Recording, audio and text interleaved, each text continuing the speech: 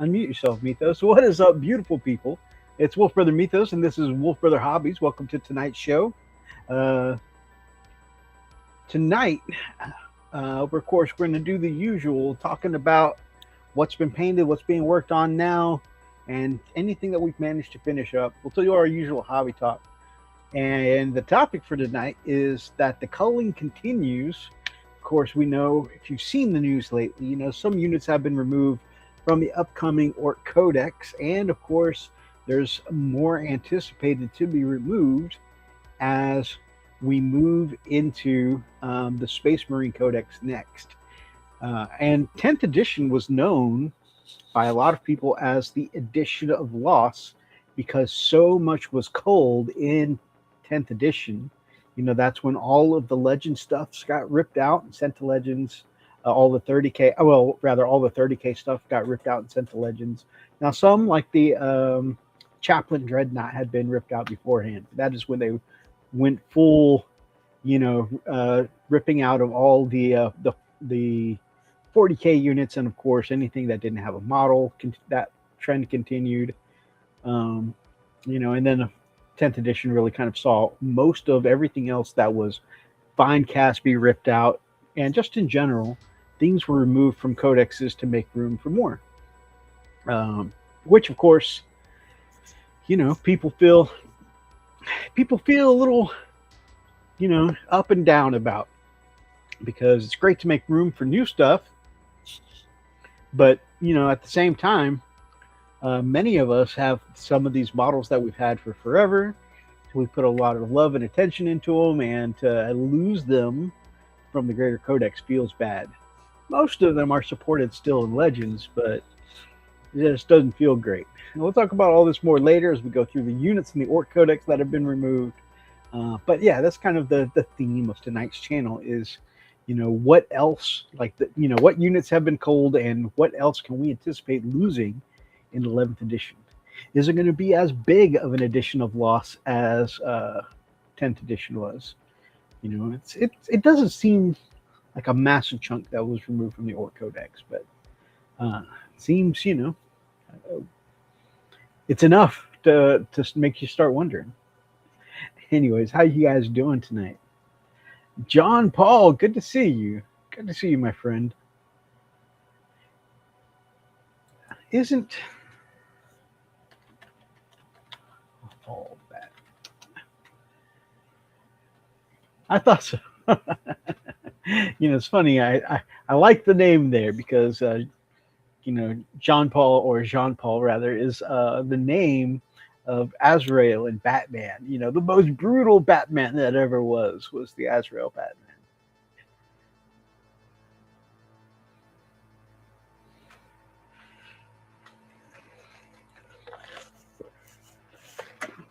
I hope you're all doing well tonight. I am late to the show by about half an hour, a little more. Had some stuff come up that we had to get printed at the last minute for my for a college test at my daughter's college tomorrow. So we had to get that taken care of. But once we got that taken care of, got back home, we're jumping right into streaming. Admittedly, spend a minute or two, inhaling some food real quick. But yeah, so we're a touch late, but it's all good. Gonna check just to make sure. All right, everything looks like it's running okay. You guys let me know if you can hear me okay, sounds good. As long as everything sounds good, looks decent, just let me know. All right, so I like to start off with what I call, the hobby progress. Of course, I like to call it what you got for a poke chop. So you guys let me know what you've been working on. I'm always happy to hear, whether you're watching live or if you're leaving a comment behind. I always love seeing what people are working on. So let me know. Myself, I have finished up doing my gray hunters, the other 5. There we go. I moved it. Focus for just a second. So my great company is the Red Maws. They're designated by an off-white shoulder pad, and it's a wolf's head with a bloody maw. There we go. And then the Gray Hunters get the red and black shoulder pads. I had done 5 previously because I don't actually use the Gray Hunter profile. I use these as fancy intercessors. I did like how with the new kits they came out with like different variations of helmets. You have your Primaris Mark 10 helmet. Some of them have the Mark 6 helmet. So I decided to continue that theme. Some of them have the the Corvus beaky helmets. I decided to continue that theme. You can see here, this one's got a Mark III helmet. And man, I think the Mark III with the Grey Hunter armor looks really cool together. So, been working on those. So these were mostly done last week on the show, and I just had to do the basing and a step that always makes me nervous. I did the chipping and battle damage, and I have every time I do it. It's funny. I've done 11 blood claws plus the pack leader. I've done the Grey Hunters. I've done 3 head takers. I've done Terminators. I've done at least 30 or so of these newer Space Wolf models now. I get nervous going in for the sponge chipping every time because I'm afraid I'm going to mess it up. And it looks, I feel like it looks terrible while I'm doing it. And I'm very displeased with it. I'm afraid I'm going to have to paint and start it over. But then when I hit it with the ultra matte varnish at the end, that's when it all comes together, after it dries. I was like, okay, no, that was worth the effort. But it's funny, I've done over 40 of these models, and it still gives me anxiety when I go in to do the chipping effects with the sponge. I did find the perfect way, because I was trying to do it first, like in some of the tutorials I saw with the tweezers, dabbing the sponge, and I didn't like that. So then I was just trying to pinch the sponge, but then the pressure of my big sausage fingers would cover too much surface area, and it would, instead of getting just the light edges, would just kind of smash down and make kind of a big a bigger smudge than the little like light marking that I wanted. And I had been, what worked for me before the most, still not perfect, was I was taking the plastic tip to preserve the tip of your paintbrushes. I think I have one of these around here somewhere. Not like here. The plastic tips on the edge of the paintbrush. And I would just take off this plastic tip and shove my piece of sponge in there. And that was working for a little bit, but again, if you compressed it too much into this little tube, then it would leave bigger smudges than the random streaks that you want from a sponge. Anyway, so I found the perfect solution, and I found just some. I was watching one of those clips of House, because I've seen the whole series for House, and it's just one of my comfort shows. I really love watching House, and I was watching because I watch House, from time to time, multiple times now. That it kind of pops up in my YouTube shorts pretty frequently, and they were doing a surgery, and they were like dabbing with the forceps, and it was like the way the forceps kind of pinch together and just hold perfectly, just was like, oh my gosh, that's a great idea for sponge chipping, because I can just pinch the little bit of sponge I want to use, and then it's got a very fine fine point there, so I don't have to worry about fat finger. I can just go in and leave the lightest touch of the bit of sponge, the uneven sponge with these forceps, and it stays clamped, it locks, so I don't have to worry about dropping the sponge. But then it has little teeth that you just pull apart whenever you're ready to let go of the sponge. So forceps, little $5, I think they were dentistry forceps, that's what they were called on eBay. $5 on eBay. Totally worth it hobby tool. So if you'll excuse me.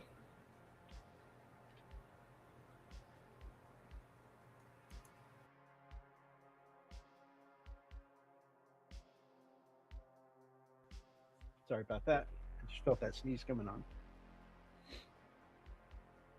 So that has been part of my hobby journey this week, was experimenting with these forceps, which while I still get a bit of anxiety with doing this, it did, doing the sponge shipping definitely made it way easier. And I think it's going to be very helpful going forward. Sonic Wave, what is going on, Zai, my brother? I hope you're doing well tonight. Hope you're having a good night. So, in addition to the 5 Gray Hunters, I finished up 3 of my head takers.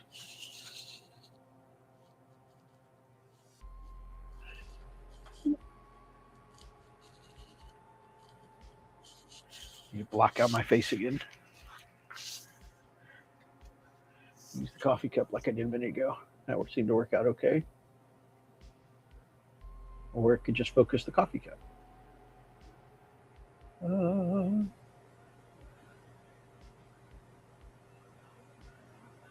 Well, it worked a minute ago. Okay, something plainer.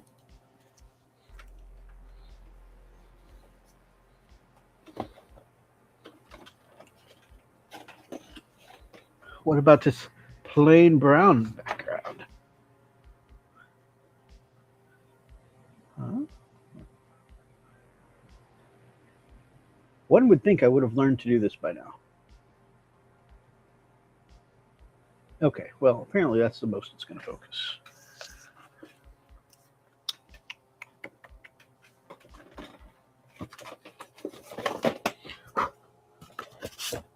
What about this piece of cardboard that I sometimes use when airbrushing? Does that work any better? Oh, hey, you can see the mini now. Yeah. So there's the first one.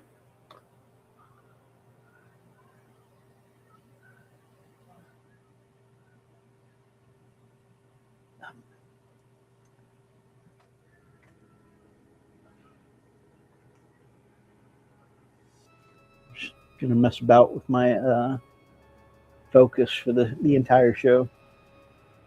Man, I really like the horns on this helmet too. I wish it would show.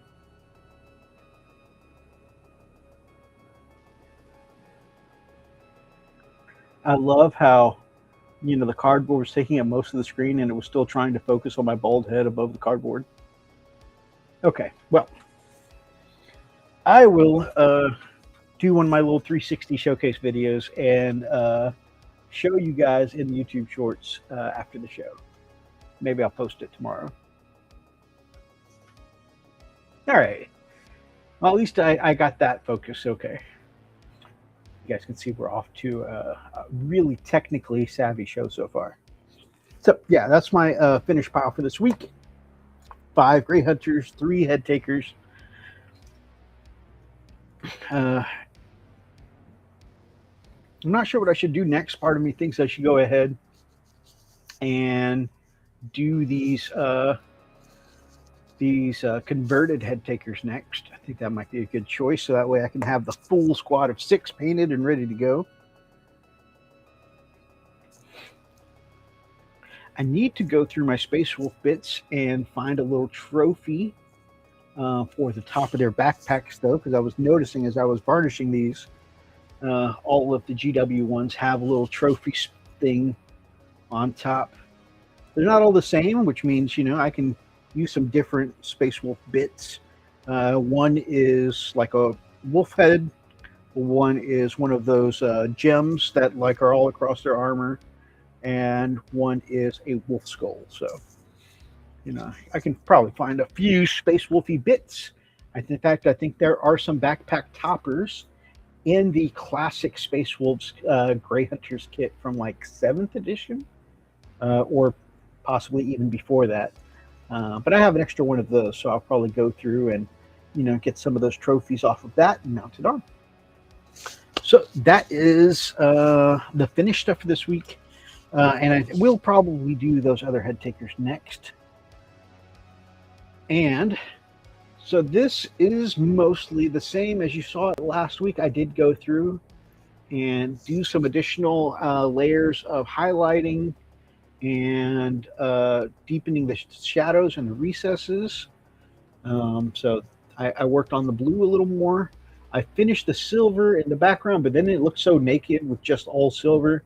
So like I've done on my other nights is I've just gone to different strategic pieces on the backside and broke up a lot of that um, silver mechanical stuff in the back with some copper, some Balthazar gold, and yeah, definitely I think breaks it up enough. Plus, once I finish all the red wires and stuff in there, I think that'll give it enough depth in the back.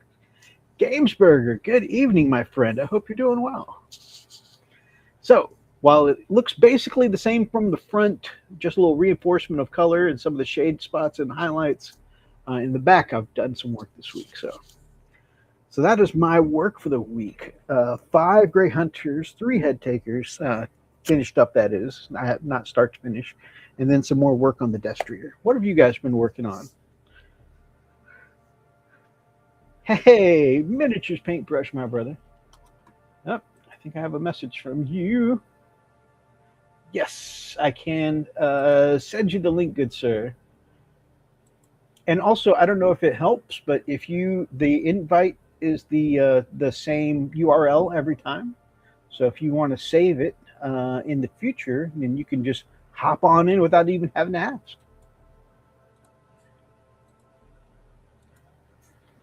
Boop. There you go, my brother.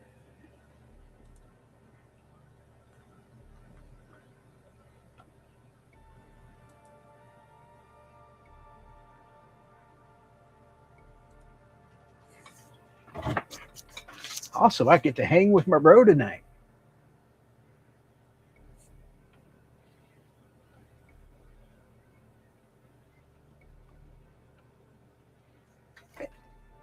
And I'll take a quick drink of the iced coffee. No hobby work this week. It's been a week from hell, and I am exhausted. Man, I'm so sorry that you've had such a rough week. Hopefully, though, you get some reprieve on the weekend.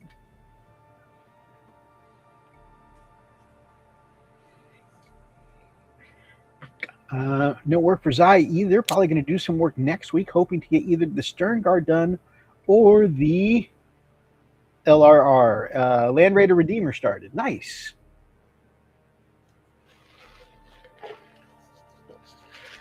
It took my brain a second to think. What did those letters stand for? Tomorrow, getting back to the Baron's War Box. Man, your fantasy minis for the, or I guess medieval minis for the Baron's War Box look so good. Definitely, you're making all the, the faces, the beards, all the details really look nice. So impressive work on that. Believe it or not, I had intended to take some pictures of these finished models so I could show you guys properly how they turned out after finishing them up, especially with the weathering and sponge chipping. But the having to take the extra detour to take care of the paperwork for my daughter kind of put me a little bit behind. Admittedly, I could have done it earlier in the day, but I may have gotten sidetracked playing Overwatch earlier.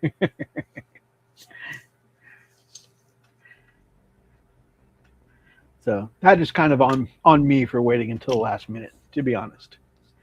A little apprehensive about list building right now because of how much the Orc Codex has changed. I'm afraid the massive librarian nerfs or detachments going away. Fair. It's fair. With Orbital being new and the librarian being new, I doubt they'll go away, but they could be changed or toned down. In fact, I think librarian, yeah, if I remember correctly, right, librarian recently got a small nerf. Who knows if they change it again before the codex? I say recently, not too long before our game. Welcome to the show, Brother Rob.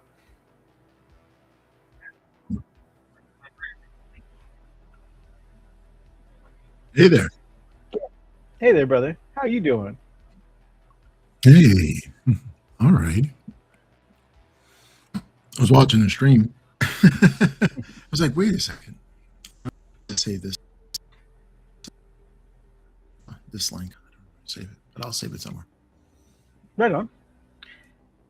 It's not going too badly, although I don't know what I've done, but I have some mega connection problem at the moment with you.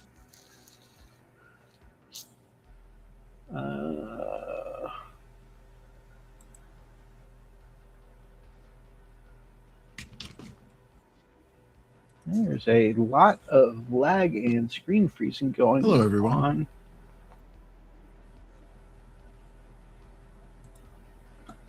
Can I see if it helps if you back out and then log back in? Okay. Yeah.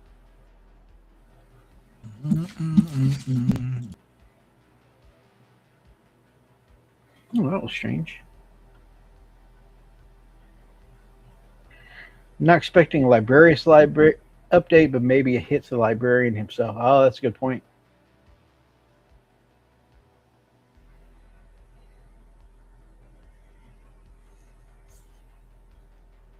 So the attachment change that you worry about could also be the orbital. What was it? The orbital strike force, I think it's called.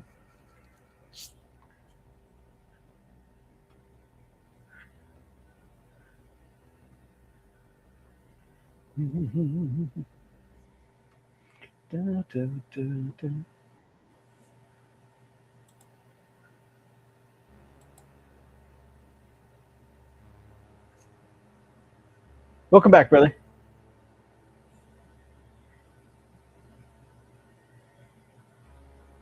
No, what's wrong with my connection?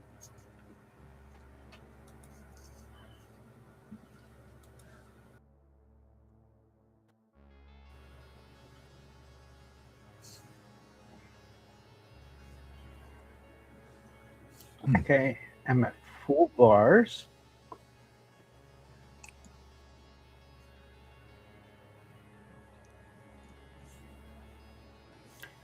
If the Libby stopped giving their 4+ invulnerable save, that's a lot of value gone. That's true. That'd be a big blow.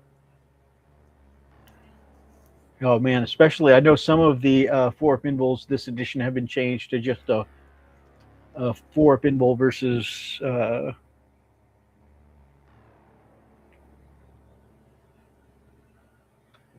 versus psychic or something like that.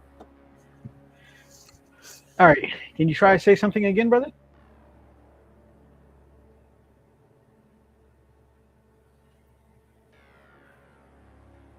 Can you hear me? Yes. Well, that's Although your screen's frozen again. I don't know what's going on. Guys, it would not be a Wolfbrother stream if I didn't have some kind of technical issue.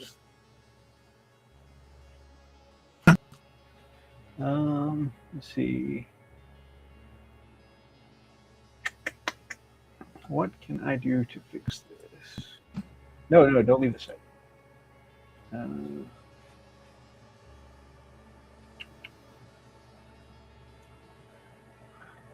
Settings?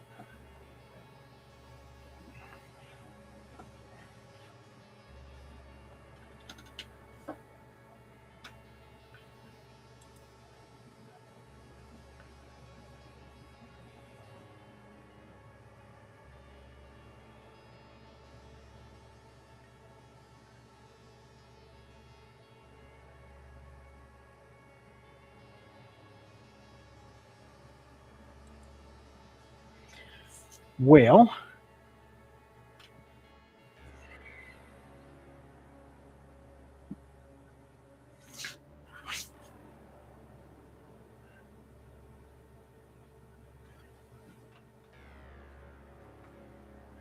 that's possible. That's possible.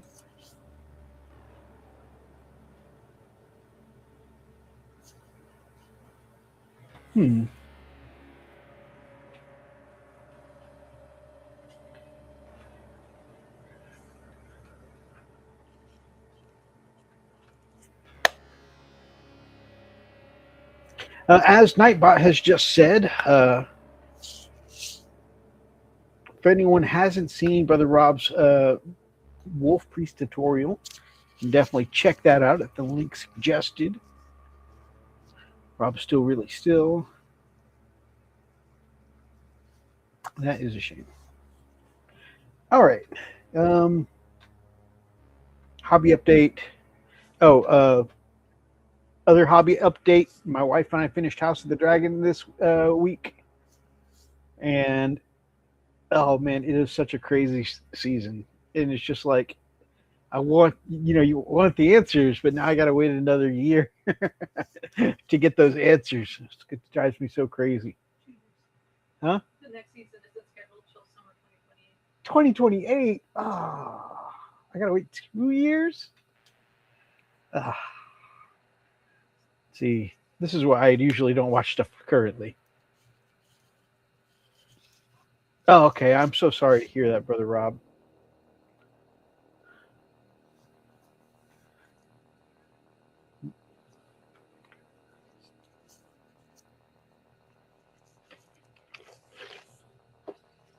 The internet is great when it works. I'm sorry about that, brother. I was looking forward to hanging out with you.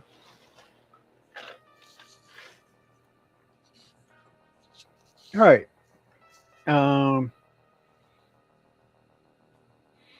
I mentioned, so watching wise, that's what I've done, and video game wise, been this overall this week has been the last week or so. Like I definitely have been placing higher, getting more plays of the games in Overwatch.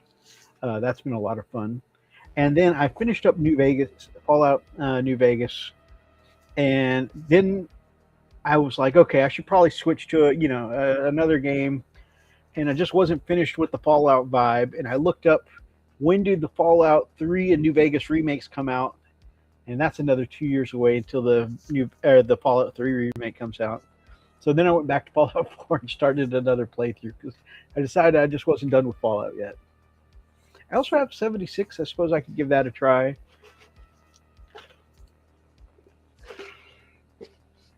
But, yep, that is that. I got a couple of these in. This is a Temu purchase, but I got a couple of these in after playing the game with Zai. This seemed to work out pretty well, and I was like, well, I'll keep an extra set on hand just in case, it helps my opponent in the future too. These are cool little deployment zone markers. You've got a curved one for when you're like doing corner to corner, and there's like the round edges when you're corner to corner, because it's like X amount of inches from the center. So there's a round piece. You get 4 straight pieces.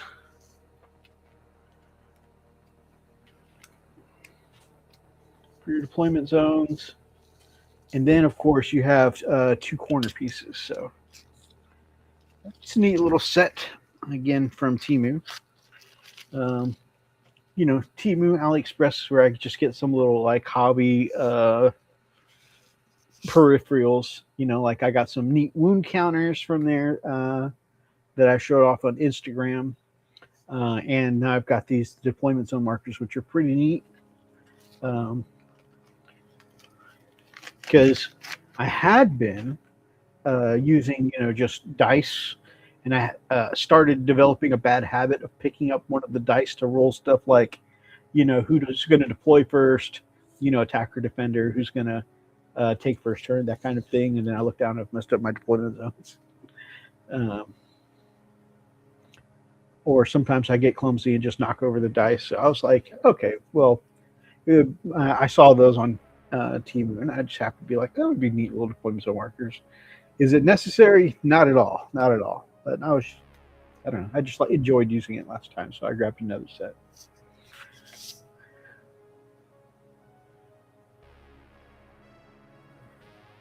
As opposed to me roughly measuring out the curve with the dice. I mean, that's the way most people do it, is they just mark off their territories with the dice. That is the way I have been doing it. But like I said, I had been making a habit of either knocking over my dice or picking up my dice and rolling it after, marking out different things. So it was just a nice to have. Again, absolutely not necessary for the game, but it's just a little something to have. A little extra peripheral.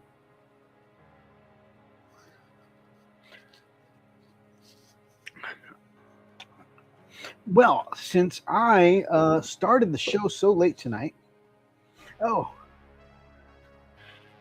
started the base for the Destrier, but my knights have lava bases, and I usually use hot glue for the lava effects, just for that little you know bubbly, flowing kind of texture. I just like the way it looks, and my hot glue gun died on me, so I had to Amazon myself another hot glue gun. But that means, I wasn't able to work on it this week, but I can get that going for the next week. The dowels for the mag case have been convenient for straight line deployments, but that curve, fair enough. And those dowels are a nice touch. I had been thinking about getting something like, straight line like that, so that's pretty cool. The floor is lava. Absolutely. Happy freaking Friday. Whoa. If no one has seen my knights before, I can show you what my lava bases look like with my hot glue effects.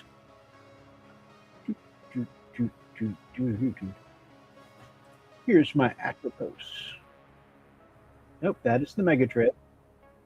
Also, there we go.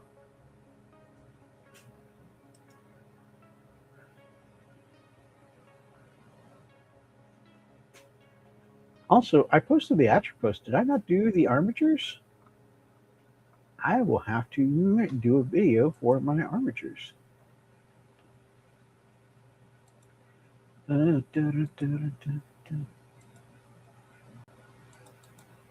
right, we'll go to the articles and art screen, and we will share the Atropos.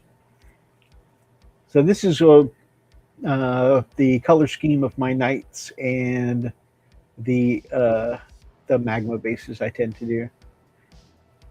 You get all bubbly and gooey with my lava. The Atropos doesn't care. He's just running right through the lava.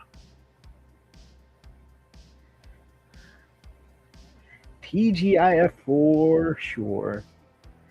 Oh yeah, especially, man, it has been. Some of you, I think I've mentioned it too, but so audit started again this week, and for a project I'm helping out with, and because the account is services for medical facilities, that means the audits have to be pretty extensive. And the other day I stayed up till 4:30 in the morning doing audits. Talk about exhausted.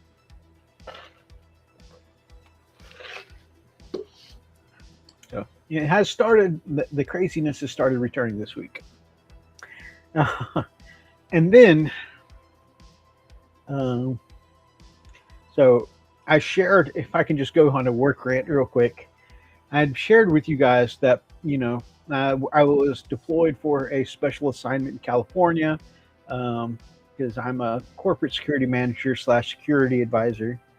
And one of my work sites was working a strike in California for like 8 weeks.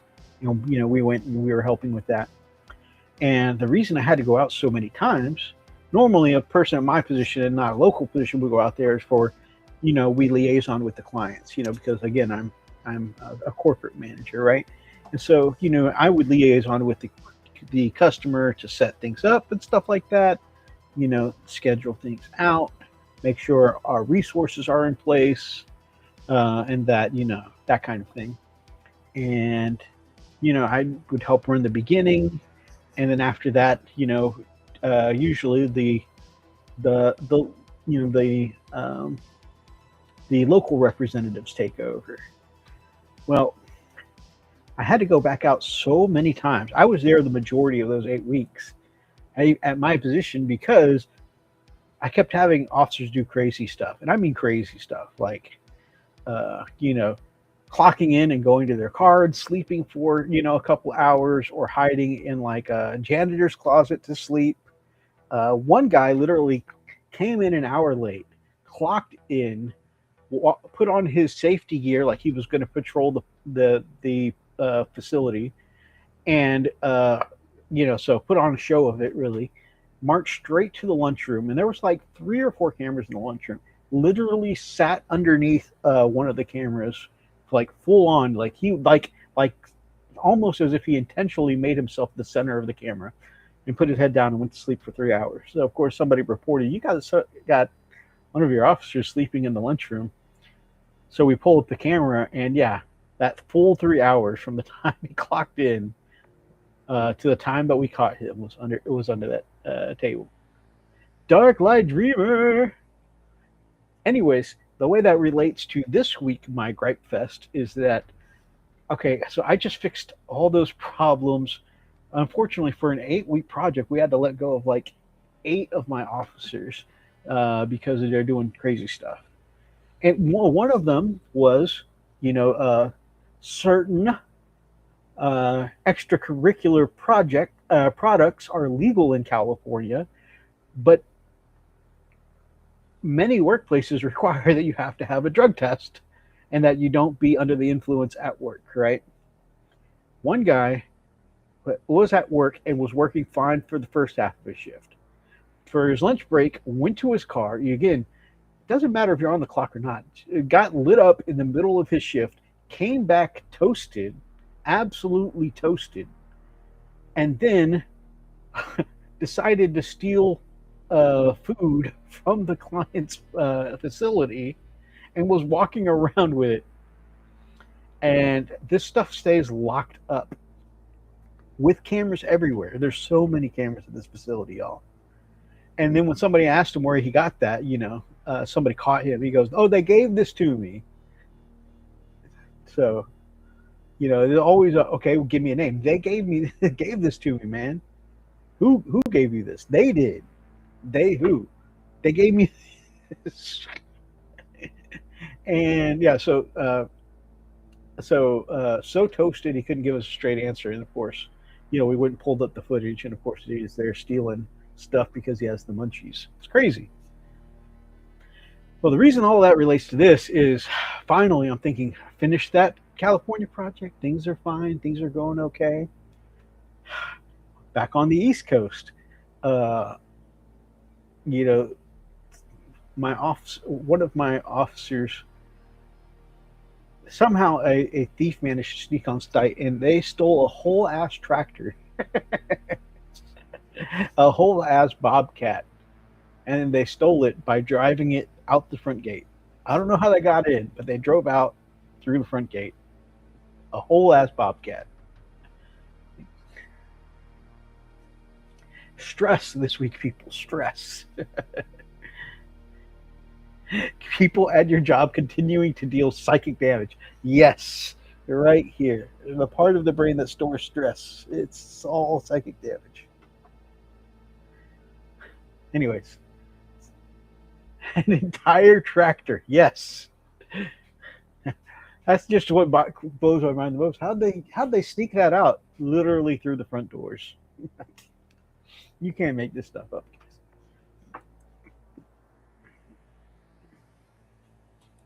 I feel like that would be a sitcom, like no, but but nope, it happened for realsies. If this job ever doesn't work out for me, I think I just want whatever my next career is to not be in charge of anybody. I only want to be responsible for my actions in the future. Ah, yes, sneak reapers. Oh man. Okay. I've been griping enough about orcs. Let's talk about some orcs, guys. Let's talk about some orcs. Also, I'm so glad to see you, Darklight. Thanks for joining me tonight. Sneak like guts in Berserk. Yes, the type of assassination Guts does. Oh man.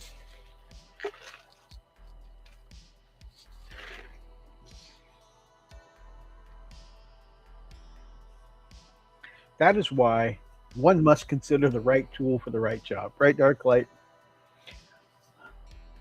Guts should not have been hired to be an assassin. I miss your face. How about that? This man has been working hard lately. I assume you're still on doubles all weekend? Looking forward to the Orc Codex, but it looks like some of the models have left us. Absolutely. Also, Lord 17C, good to see you. Oh, I feel like it's been a hot minute since I've seen you. I hope you're doing well, my friend. All right, let's pull up. Let me pull up my side screen. Guys, in the description down below, you'll find a link to Auspex Tactics. That is the channel I go to for all of my news stuff regarding 40K. So if there's ever a time that you want to know the latest information on Warhammer 40K, that is the channel that I go to. I highly recommend it for anyone else. Life has been busy. Oh yes, I totally understand, my friend. I just spent literally probably 15 minutes too long griping about life and work myself. So I get you. Double tomorrow, but not Sunday. Oh, and you know what? I've got D&D this Sunday. I won't be able to make it Sunday. Sometime soon, brother. Sometime soon. All right, so the first unit that has left us in the Orc Codex, which funnily enough, I didn't play my Orcs in 10th edition, but yeah, one of the last units I painted up for 9th edition when I was playing Orcs was the Ludas, and the Ludas and Burners have both gone. If I remember correctly, they have, is it the same kit or similar kits? I believe it's the same kit. The whole thing is gone. I'm sorry, Darklight.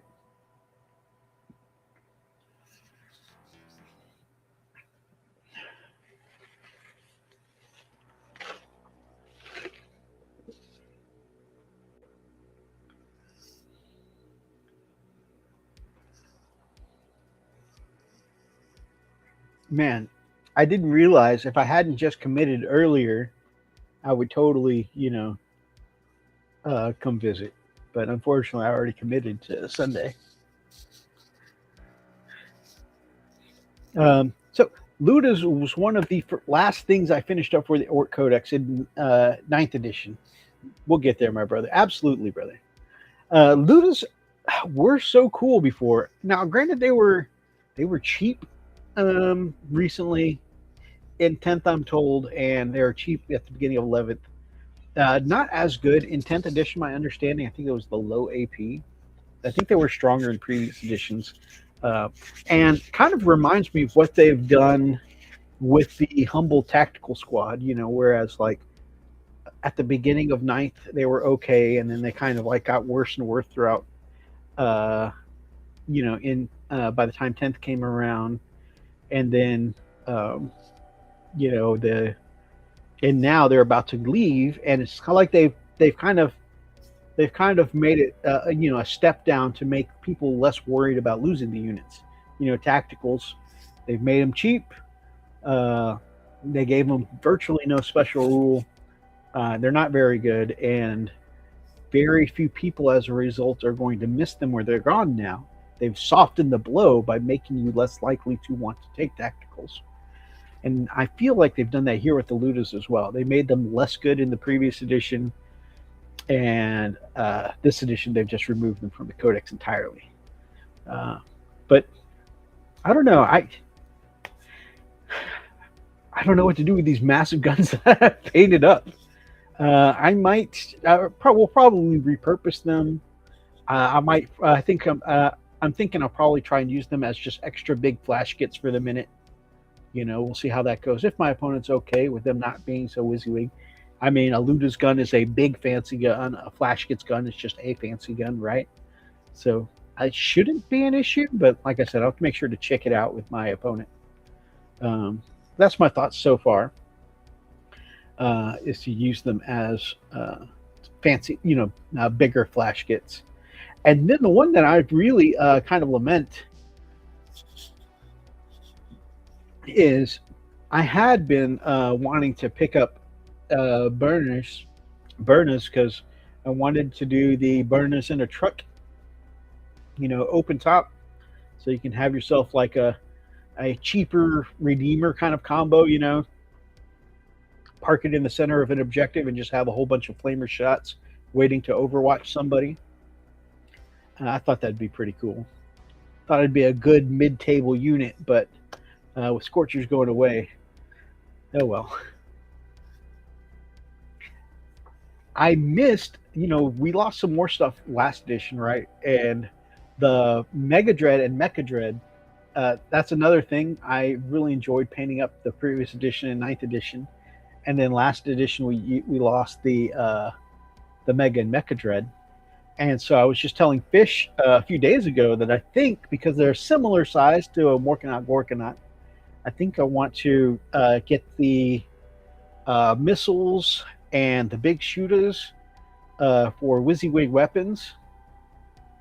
Can't firing deck in Overwatch. Oh yeah, that's right. That's right. But yeah, I think I want, since they're a similar size to a Gorkanaut and Morkanaut, I think I want to get the missiles and the big shooters and run my Mecha Dread as a Gorkanaut in the future. I think that'll be fun. I'm thinking the same thing. Flash kits are just kind of Luda knobs. Bring them up to 40s and add some banner pulls. Good thinking, my brother. Good thinking. Banner pulls. Yeah, that's a good idea. I did enjoy using, like again, I haven't played the my orcs since 9th edition, but I did enjoy using the flash kits. I mean the Ludas. All right. The Megatrap Scrapjack and the Shop Junk Dragster, my two favorite of the war buggies, are gone, and I don't have either of them. I've wanted both of them, especially the Megatrap Scrapjet. And the fact that, like, since I didn't play them last edition, in 8th and 9th edition, the Megatrap Scrapjet was a brutal melee beast. And I didn't pick one up at the time because it was a little expensive, and I was just waiting on, some time to pass, pick it up later, that kind of thing. And I then in 10th edition, not only did I not play my orcs, but they got heavily nerfed in 10th edition, and the Megatrack was no longer the melee beast it used to be. The Shock Drop was it always looked cool. I think both of them look amazing, but I always loved the whole the way it could just warp across the board like it was the DeLorean. I always thought that was cool. So anyways, I wanted both of these in my collection, especially the Megatrack. So then they got nerfed in 10th edition, which was a shame. And I was like, well, maybe at least, I can still play them, whenever I come back to orcs, and, just play them because they look cool. But now not only are they heavily nerfed, now they're just gone. And so anyways, that was something I put off way too long. I expected them to stay around longer than, 2 or 3 editions, but I put it off for too long, and now they're not available anymore, which is a real shame. I own 3 Scrapjacks, 2 Shop Jumps, and no others. No. Oh, you only owned the Legends ones. Oh, that's gotta hurt. Oh, that's gotta hurt a lot. Man, um, that's a shame, brother. I'm sorry to hear that. Um, so they're consolidating some of the others. The Boom Daka, Snazwacken, and the Booster Blaster are now just straight up are the war buggies that are um, left. Or sorry, the Rucka Truck Squig Buggy has its own entry, but the Boom Daka, Snazwagon, and the Booster Blaster are consolidated into one profile. Boom, boom, boom. Not gonna lie, if I played Orcs, it would be for the Daka Jet. The Daka Jet does look cool. Boom, boom, boom. I have, I did in a previous edition want myself a Daka Jet, um, but that was definitely for a later project. Someone pointed out we can just put them on 120s and run them as war tracks. Would they fit? That would be cool.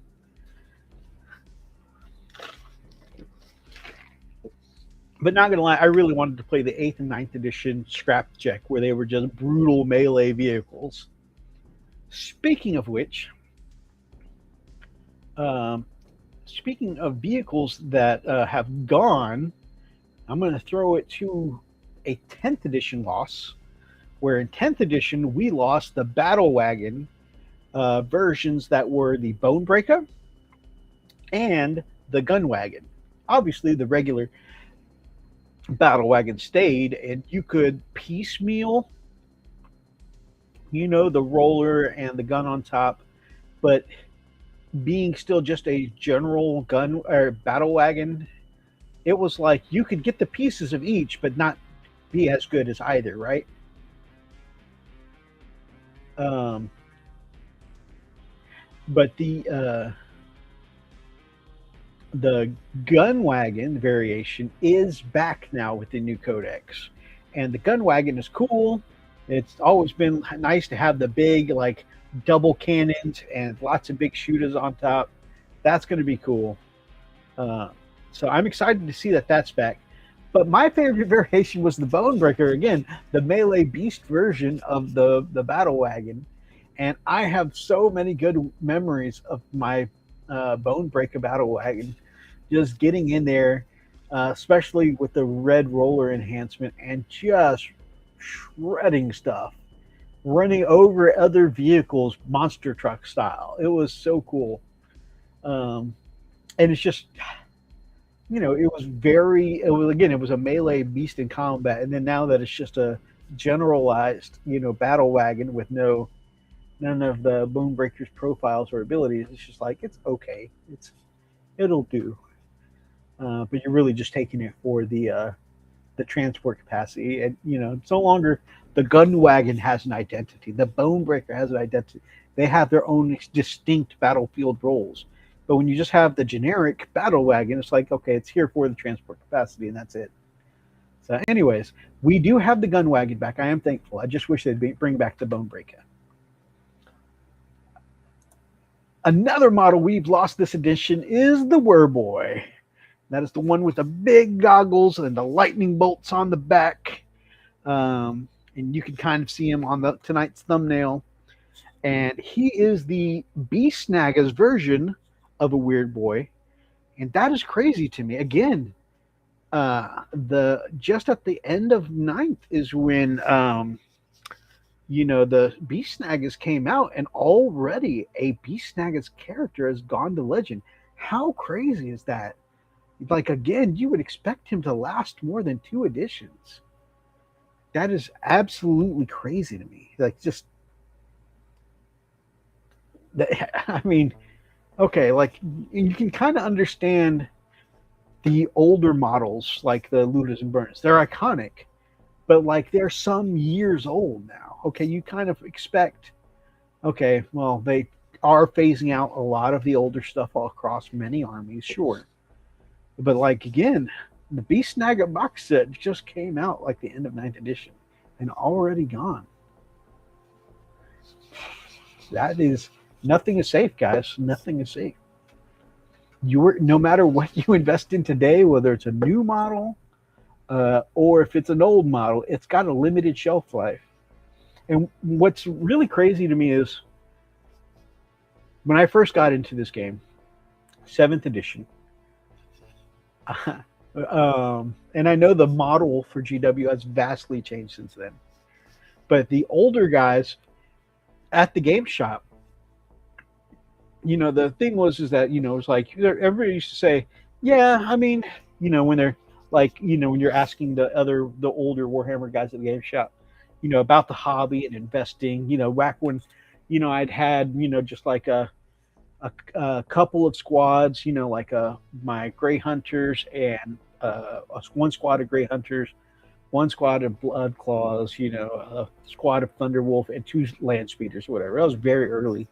And I asked about these guys who've been earlier, and I was like, yeah, I'm growing my support slowly. It's just, it's such an expensive hobby. And the older guys at the shop used to be like, oh, man, I've been in this hobby a long time. And yeah, it is a little expensive for a hobby, but if you think about it, when you play a video game, you get like 40 hours or so of gameplay out of it, and then you've got to buy another one, and then you've got to buy another one. And, eventually, like, your PlayStation goes out, and you got to get the PlayStation 5, 6, 7, 8 is the example they were giving me. Or if you're a computer, you got to get a new graphics card.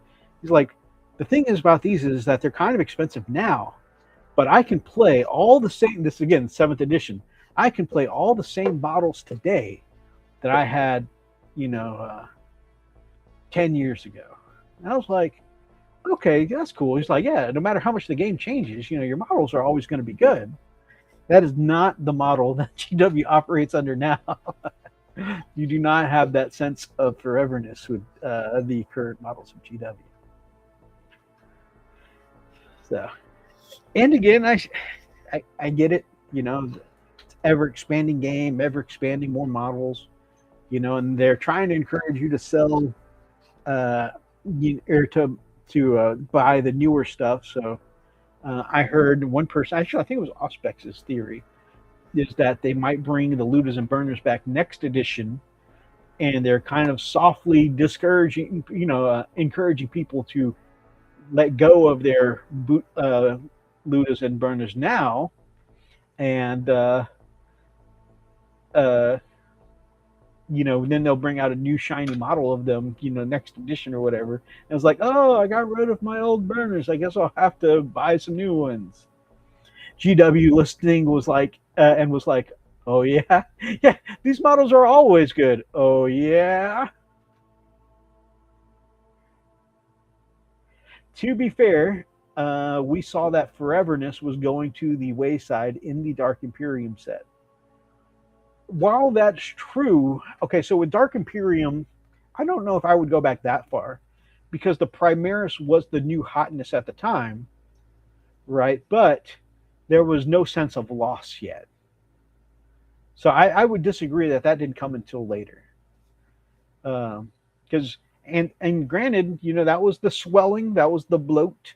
And then, so in Dark Imperium and the rest of 8th, they giveth without taking away. And then in 9th, they started taking away a little bit. And then in 10th, again, 10th was the addition of loss, where they really started culling. So. And it looks like the culling continues this edition, but will it be as heavy as a culling as 10th edition?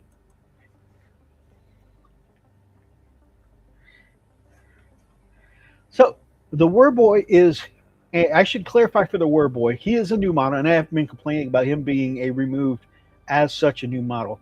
He is still kind of around because you can still take him via the hunting rig. He can take a fixed position as part of the hunting rig vehicle at the top of the tank, or chariot rather. He could be standing on top casting his spells. So it's funny that he's war gear on the vehicle now, but you cannot. When he originally came out, he was given a base that way you could take him as a single unit as just his base, or you could take him at the top of the tower on the chariot. Yes, but we knew that firstborns were going to start being depreciated. I mean, so at the time, it wasn't confirmed that they were going away.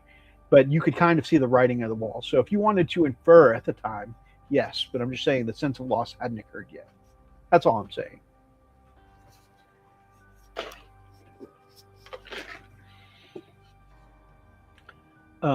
However, I guess I could say that I started feeling lost at the beginning of 8th edition, where Dark Imperium came out, because 8th edition is where I lost my absolute favorite character in the game, Bran Redmaw, who's still around in the lore, but for some reason has been missing rules since 8th edition. Rawr. But I'm not going to gripe too much, but still bring back Bran Redmaw.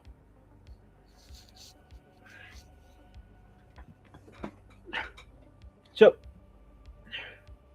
that is interesting that he's not fully gone, but now he is just vehicle topper only. Any other changes? Oh, these guys, they're supposed to be, so they mentioned that this edition, Legends would be added in. Oh, yeah, Tiberos, the Red Wake. That's a fair point. A lot of the special characters left during 8th edition. I can't remember if it was 8th or if it was 9th when... no, it was 9th edition, because during 8th edition, I painted the Minotaurs for our friend, the lore master, Will. Yeah, so I remember I painted Minotaurs for Will, so I guess those Forge World characters were still around, but so it must have been 9th edition when they went away. Minotaurs were fun. Yeah, they mentioned before that the Legends units are going to be in the app. Shroud, that's what, Lore Master Shroud. Thank you. Oh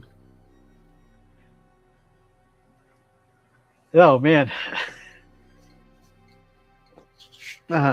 Zai remembering the FNF lore better than me. So yeah, there's Legends units supposed to start showing up this edition in the app. Codex Orcs is going to be the first doing of that. So ostensibly, might be when everybody gets their Codex. That's when their Legends units comes in the app. Anything else? Detachments and stuff like that. Okay, so that's all the models that have gone, or the miniatures and units that have gone missing from this. Now, what I wanted to pivot this discussion to is Codex Space Marines are next. And whether we're talking about Space Marines or any other army, what units do you guys anticipate being culled this edition? That's what I want to know. Of course, we know that we're pretty positive the Humble Tactical and other Firstborn units are going away. Well, I mean, we know that Firstborn infantry are going away. So the Devastators, it is down to just Devastators and Tacticals, right? I don't think there's anybody else left. I think those are the only two. Now, what I'm curious about is the vehicles. Obviously, I really doubt that Dev Squad's going for sure. I'm pretty positive. And I feel like the Tacticals for sure. I think they're finally gone. Even if the tac stays. That's a good point. I feel like the tacs are gone for sure as well. Now I could be wrong though. What I'm curious about though, I really, really feel like the Rhino is going to stay around. That iconic unit is literally sitting parked.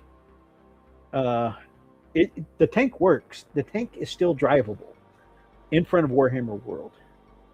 I don't think they're getting rid of that. And with that, I feel like that'll be a big reveal. Is by the time it's time for the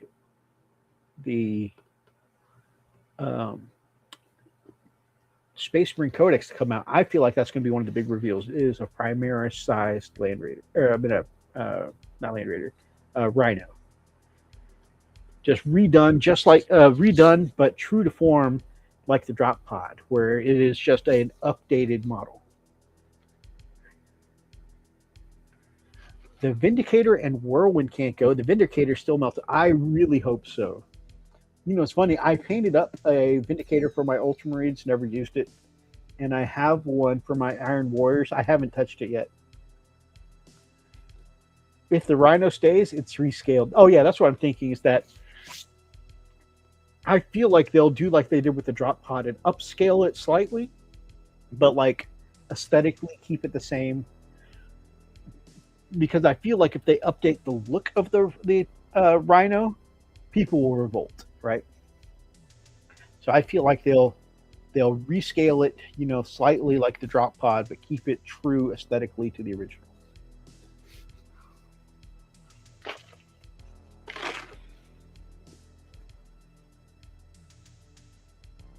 That's my theory, though, is that that'll be this edition. It might not be this edition, but that's my theory. A game theory. Thanks for watching. But yeah, let me know what you guys think. It's crazy. The Vindicator still. How crazy would it be for Vindicator to be on this, like, you know, it's been like a 3-year long streak of being like hardcore meta. The Vindicator.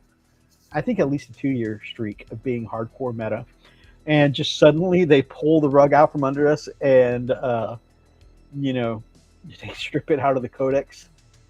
That would be so crazy. But the thing is, we didn't have a Primaris version of the Drop Pod. We already have the Repulsor and the Impulsor.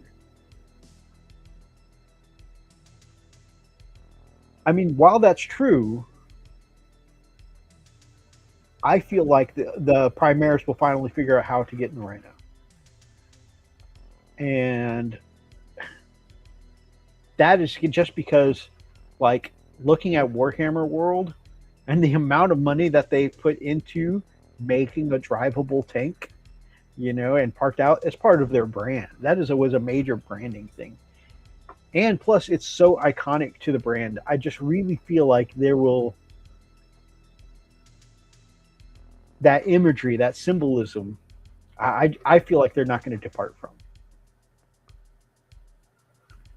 I agree that the Repulsor doesn't exactly fill the same role, because, you know, the Repulsor is as much gunboat as it is transport, and the Impulsor is just a transport, but at the same time, it can only transport 6, which I feel like what the Rhino does is tank support, or, you know, like armor support for your infantry that can be 10 strong.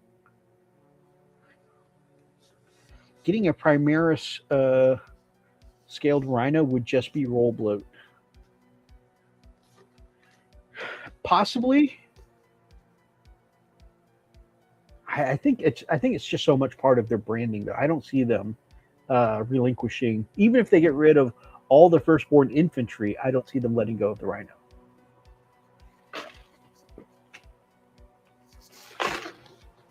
And again, like, the Impulsor is just a transport, very few weapons, even though it's still got technically a pretty badass missile launcher or shield dome or something like that.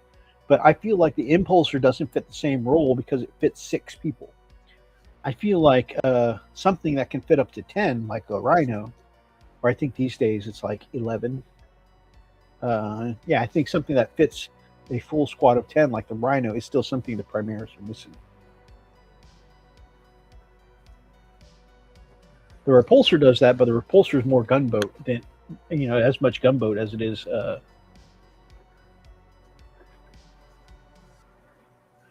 It's a much smaller Repulsor. The Impulsor is a much smaller Rhino, though. Rhino used to be able to, 7 people. It's still not a full squad of 10, though, like the Rhino used to be, or is, like the Rhino is. That's why I feel like it's not exactly the same role.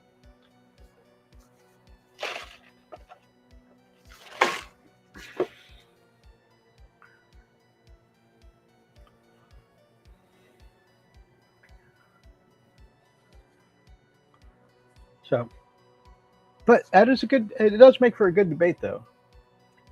It does make for a good debate. Anything else you see being kicked out of uh, the Space Marine Codex? Some people have theorized that these suppressors are going away because they only ever came out in a long ago box set, so you can't really get them anymore. I think that was the whatever that Phobos set was.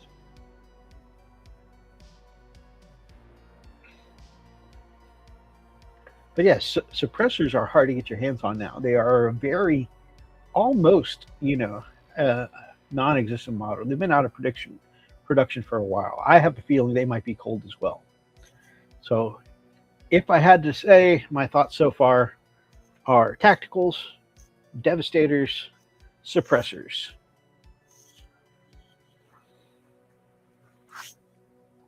I'm interested to hear what you guys think below.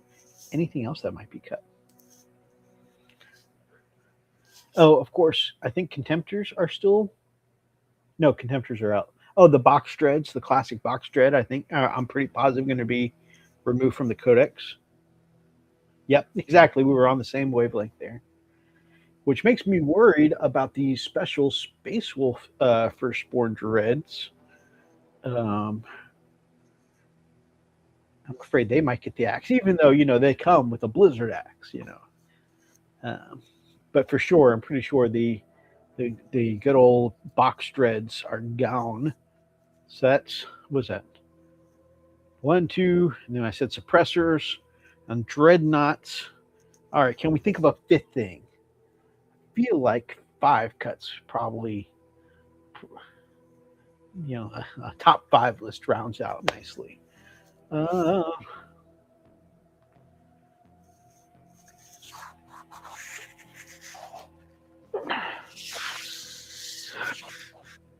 Honestly, I feel like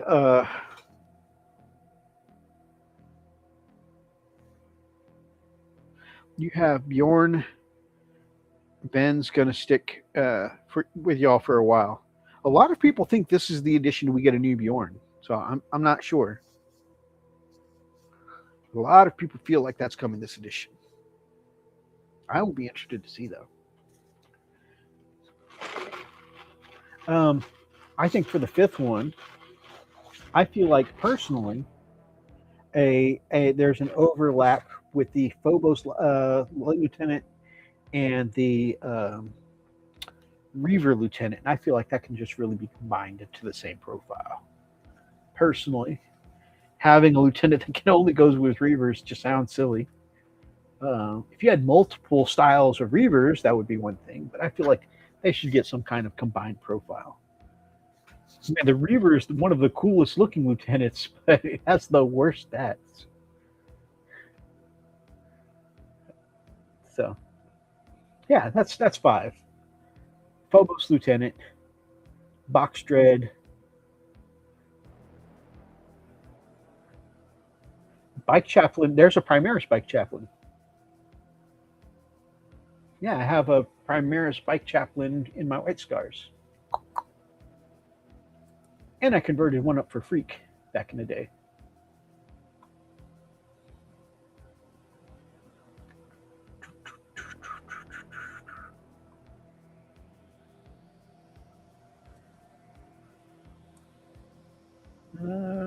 Black Templars. Where did you go? I know I've done a showcase of you.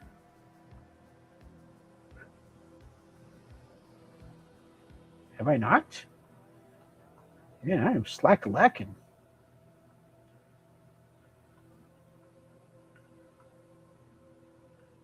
Was it a main video? I would not be sad if they cut some of the models from the Space Marines. Oh yeah, I've seen. I just counted 5 that I think are good, good ones to be cut. Primaris, Outriders, Blade Guards. I guess I never did a showcase of my chaplain on bike.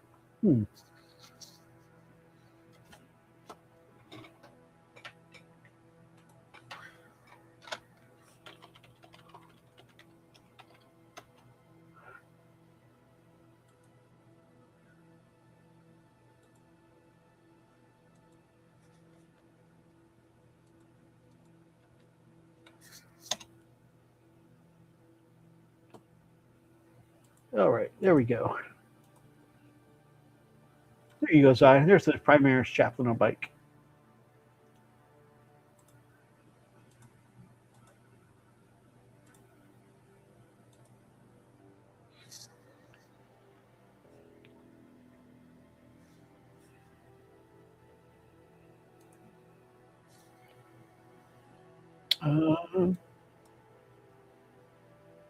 Did I not pull it up? Oh, there we go. I'll go the opposite way. I want access to a generic chapter master. You know, the rules for generic chapter master used to be very fun. I enjoyed those a lot. And they were almost always worth the extra points for them. Marines do have some cool looking models. I agree. I don't know why I keep getting pulled back to them. Every time you think that you're out, they pull you back in again.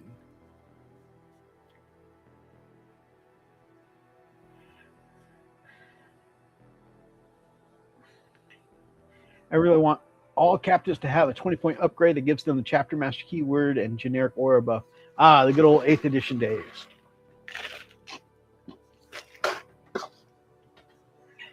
I'd be down. Now, granted, you know, the named chapter masters that, you know, currently are pretty amazing. You know, your Dantes are cool, the Azraels, your Logan Grimnars. They're all very cool. But yeah, those days of the generic chapter masters were fun as hell. I just miss the way that used to be able to purchase separately, you know, an ability and a weapon and make your own like really custom characters. You do have enhancements now, but it's only like half the formula that there was before. You know, it didn't feel as custom. Granted, having such a wide variety of customization is harder to balance around, I'm sure, but that was a lot of fun. I did notice though that when it was that style of customizing your ability and your war gear, you know, your relic is what it was called. You know, you had you had an ability and a relic.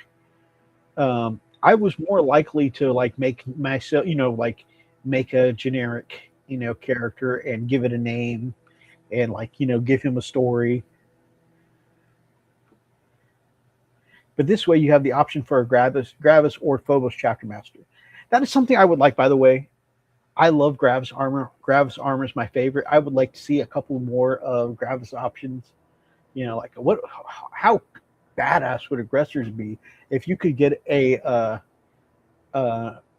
Gravis chaplain? That would be so cool. I still would like to see more Gravis. One could say you'd want, you know, oh, it would be nice to have a Gravis lieutenant. Bilo just really kind of fills that same role with the same ability of lethal hits. But they don't fight like a lieutenant does, you know. It's like you get the ability, but then like stat wise, they're just like an extra body. So Gravis lieutenant, Gravis chaplain, those would be really cool. A Gravis that could bring models back like a traditional apothecary. Oh man, if you could put a regular apothecary with Gravis, oh, they'd be so durable. I think that would be really nice. I grab this librarian to give him an invul save. Again, great minds, Zai. Great minds. I love Gravis armor.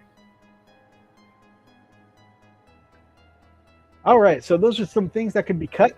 What other of your favorite armies do you think will get cold? Do you see any of the Dark Angels unit Zai going away, or Lord 17. I know you are a fan of the Eldar as well as the Wolves. Do you see any of those going away? In fact, if I remember correctly, I think your Wolves are why I subbed to you in the first place, way back when.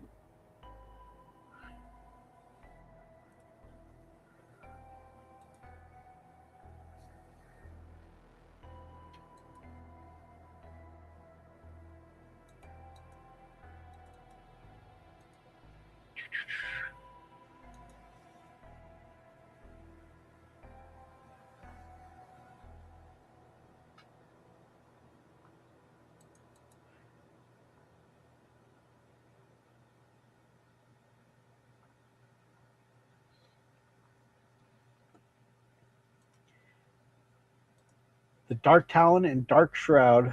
I expect a Raven Wing refresh.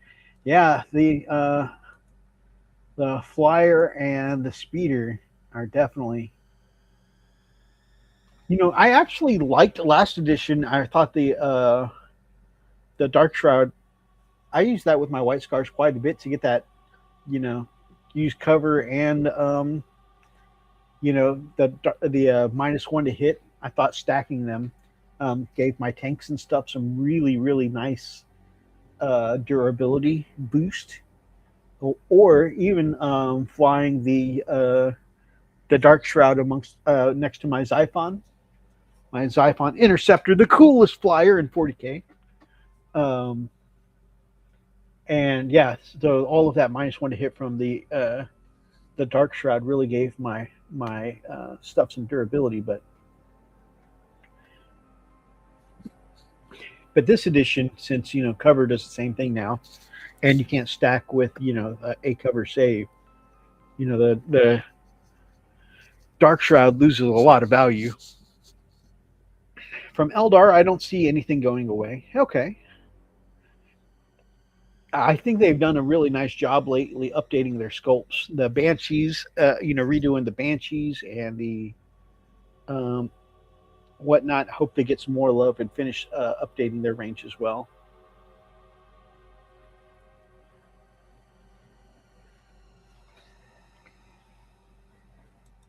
I also hope along those same lines that we get something new for the oh my gosh, the fourth faction of elves.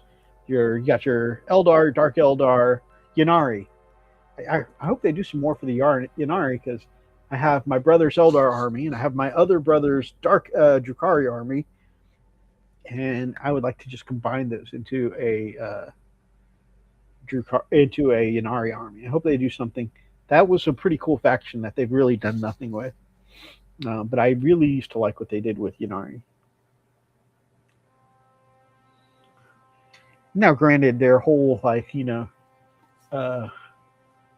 buffs from things dying, that did get a little ridiculous at one point, a little overpowered. But instead of making all those mechanics go away, I felt like they could just tone that down. The Nephilim and the LSV are both still decent. Land Speeder Vengeance? Is that a thing? I mean, I know it's a thing. I don't know if that's what you're referencing.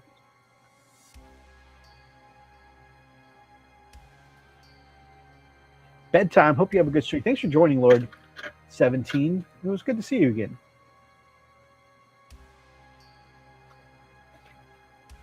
All right, let me look across my shelves to see if I can think of anything else that might be going away. I think the Malkador that I freaking love is probably out this edition, as well as anything else that was a Forge World tank. I think the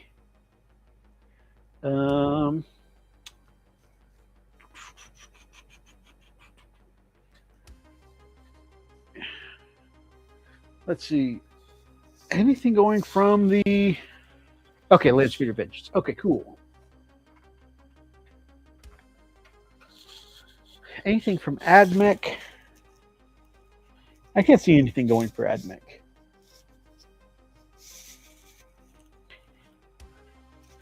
Possibly the Priests. The priests have been nerfed every edition in a way that's similar to the tacticals to make. I feel like I said, I feel like they've done that kind of thing intentionally, where they've every edition made tacticals a little worse, so that when they strip them from the codex, nobody's going to miss them. Whereas if they took them at the height of their popularity and got rid of them, everybody would have thrown a fit. I think this way, they'll be able to remove the tacticals now, and well, everybody will be like, well, nobody was using them anyways. So, in a similar way, if something were to get removed from the AdMech, I think it would be the Electro Priests, both versions. I hope not, because I've had I never liked the Electro Priest models, so I bought the Forge World models of the guys with the spear and shield,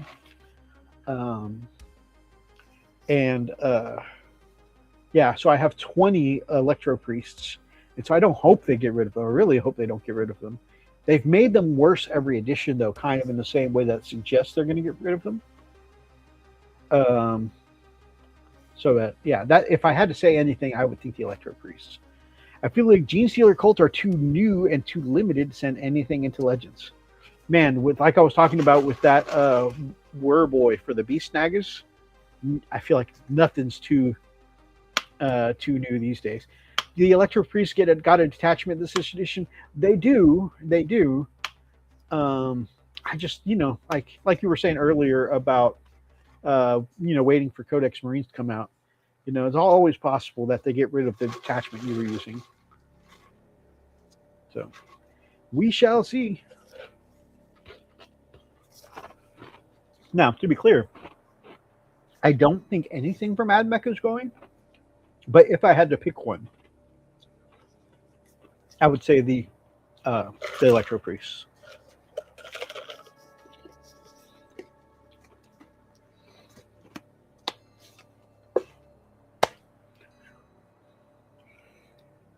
All right.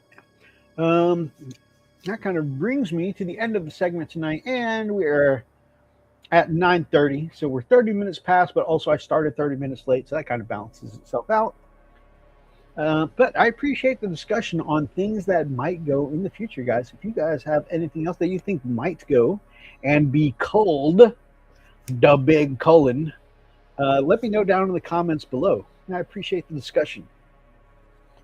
Thank you so much for joining me tonight, everybody that was here. I'm glad Lord stopped in. I'm glad Zai stopped in. So glad Darklight Dreamer stopped in. Always a pleasure to talk with him, especially since these days it seems like YouTube is the main place I get to chat with him. Mr. Fish, thanks for jumping in. John Paul jumped in. Hadn't seen John Paul in a while. And Gamesburger. Miniatures Paintbrush, of course, I always appreciate. And, of course, you can check out his channel down in the description below.